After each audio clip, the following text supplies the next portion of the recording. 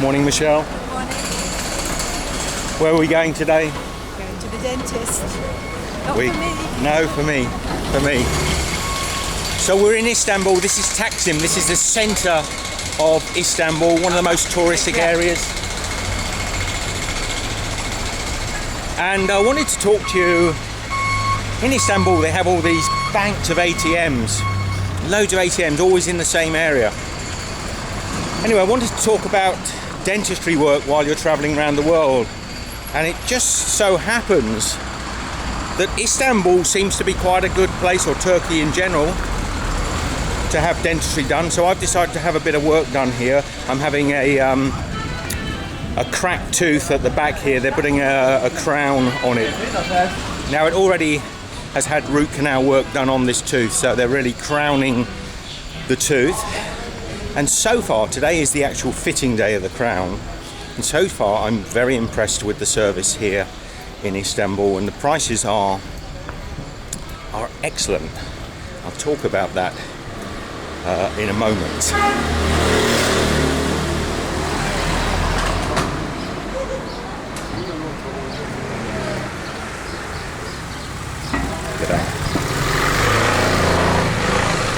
Let's talk a bit about Istanbul. What a city. It's quite a lot hillier. And look, there are cats. Hello, Chris. Oh, yeah. Hello. There are pussycats everywhere. I've never been to a city with so many cats. If we don't see 50 to 100 cats on the walk down to the dentist, I'd be surprised. And one of the odd things here in Istanbul is that they feed the cats on the street. Everybody, same as every city, everybody comes outside to smoke. But more cats down here, more cats here.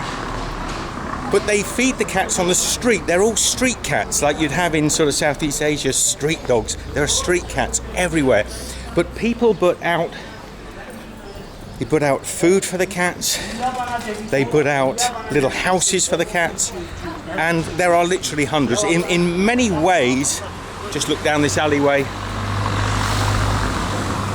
No, see, I probably won't see as many. That's 3 cats in a short distance. But you can go up a little alleyway sometimes and there'll be dozens and dozens of cats all eating food that somebody's put out for them. I was told that people don't particularly like to have animals in their houses in Turkey. So the reason they tend to feed the cats out on the street is because they adopt them as sort of pets. But I would say, to a degree, it's almost an infestation. Sorry, people of Turkey, but there is a point at where there are almost too many cats on the street. There are signs of food being left outside almost every shop. They certainly leave. This water here would normally be for dogs, but here it's definitely left out for cats. Good day. They get into all the rubbish, don't they? Yeah, they get into the rubbish. They tear all the bags open. On our street, on the little apartment we're staying in, the streets are always covered in junk and rubbish, because every time people put the bags out, the cats tear them open.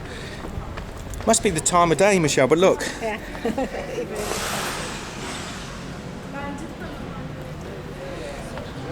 Lots of little cat paws on all of the pavement. Look, see? Cat paws everywhere. Other parts of the world, that would be dog paws. There are dogs here in Istanbul, but the numbers are tiny. So look here, for example, this cat here, they built him a little house. They're putting food outside, and he's happy as a proverbial cat. Did I say to you, it's pretty, I probably can't see it, but it's steep roads in Istanbul. Everywhere's steep, so if you go out for a walk anywhere, be prepared. There are lots of downhills, but that means there are lots of uphills as well. So you have to be fit.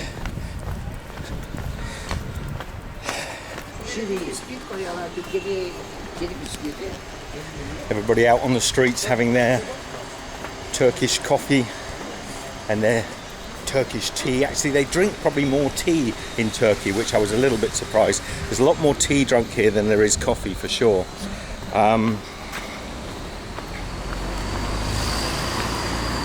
yellow taxis in Turkey. They're okay. I would advise that you get one of the apps, but it's tricky to register the apps because you actually have to register with a phone number, a European phone number, which we don't have. So a friend of mine kindly registered the app for me, and it does work quite well, although the Turkish taxi drivers are notoriously crooks. So like a lot of cities in the world, just you've got to be very cautious. I'd certainly say I'll put the name up here because I can't remember of two of the apps that are quite good and work well here in Istanbul. What else while we're walking down the show? Cats. Buildings. Buildings, yes. There's a very strange thing in Istanbul, and I've not really seen it anywhere else in the world, not even in third world countries where we've travelled, but some of the buildings here are literally, and not just one or two, lots of them are literally falling down, and there's no safety but around them. So for example, this building ahead of us, which we're just about to pass, people are walking below this building, and above it there are shards of glass hanging out of the window and bits of rubble hanging off the side of the building, and it's so dangerous. I mean, in anywhere else in the world you would condemn a building and it would be cordoned off, but this one people are just walking under, and it's an accident waiting to happen. But I thought this was unique, but there are actually hundreds of buildings like this all throughout Istanbul. Let me take you over the road and show you. Here's the building, look. So look at this building here. I mean, the brickwork is crumbling. You can see, let me show an example. Maybe let's just come around the other side here. A lot of Jeeps. So you'll see the glass hanging out of that window there, and then this is just a pathway, and people walk along here. You really take your life in your hands walking along the side of these buildings. Pretty sure in almost every country in the world, possibly even in India where we've just come from, they would have cordoned that off. Nobody would be able to walk under it. Anyway, we're very near to the dentist. I'm going to share with you the cost of having this crown done here and my experiences so far. So let's get inside our dentist. That is the guy who's doing my work. We're just going to go up this little dark staircase. Hopefully some lights will come on as we go up. Now, they don't ask you to take your shoes off in the dentist, but they do provide little covers to go over your shoes, and they insist that you put them on before you go in to the dentist. So just outside here, these are used and these are fresh, so you take a couple of these and you pop them over your outer shoes.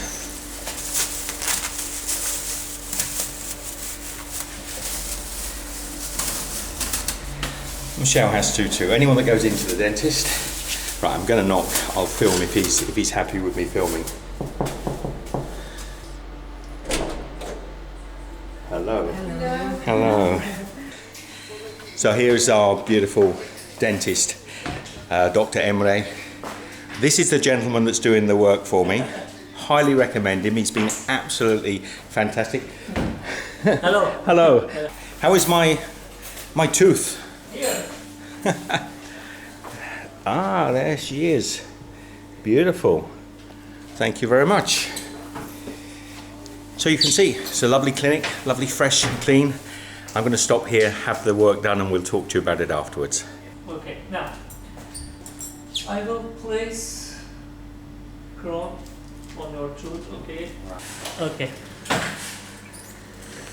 Turn to me a little bit, please, and gently close.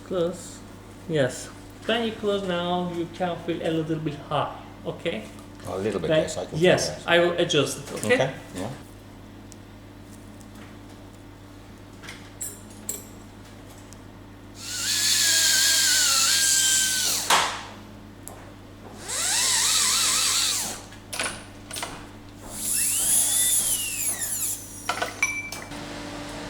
Yes, perfect fit. Okay. Do you feel any pain or disturbance now? No, not really. Okay.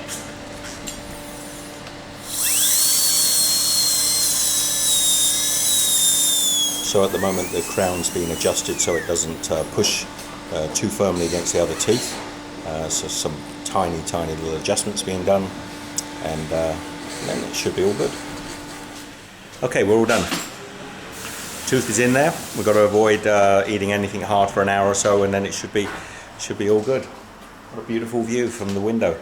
Huh? Thank you very much. You're welcome. Thank you very much. That was quick and painless, Michelle. Certainly was. So we take off our overshoes. And then the right pocket. Put them in the... Oh, I do need a haircut. I'm sure I look a mess. I'm not sure how much of that I'm going to share with you. The videos, we did video a little bit inside the dentist there. But he's done a great job. And he's a really nice guy. And to be honest, when I arrived at this dentist, I thought the tooth was going to have to be pulled because it had a bad crack in it. And most of the other dentists I've spoken to around the world have said to me, oh, you're probably going to have to pull that tooth out. Straight away, Emre said, no, we can say that, there's no problem. And so I said to him, well, that's great. We're actually staying in a hotel just opposite here. I'll put the address and the details down. And he said, no, I would rather we save the tooth. It's strong enough, the foundation is strong enough. And I said, well, how much will that be? When he told me the price, I was quite surprised because in my own country this would cost a lot of money to do a crown of this sort of quality. Now it's not the, what's the material, Michelle?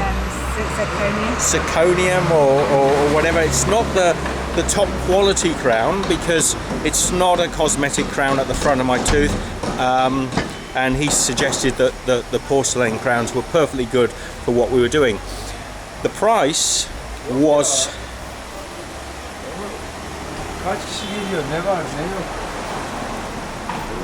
that delivering tea, little sugar cubes on top. People like their tea sweet.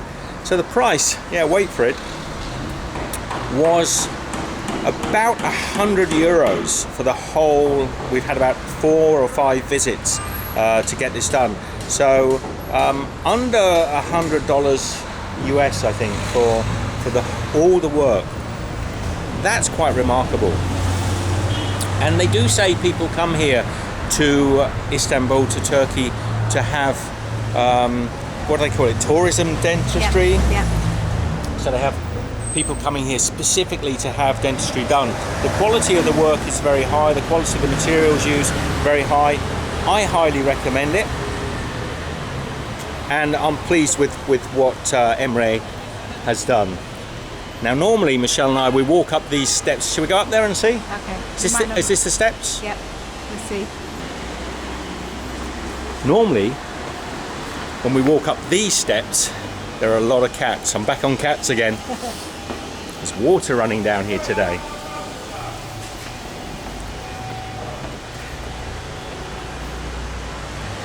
There are no cats here, Michelle. Not being fed. There's a lot of water coming down these steps. Just avoid it. Don't splash me.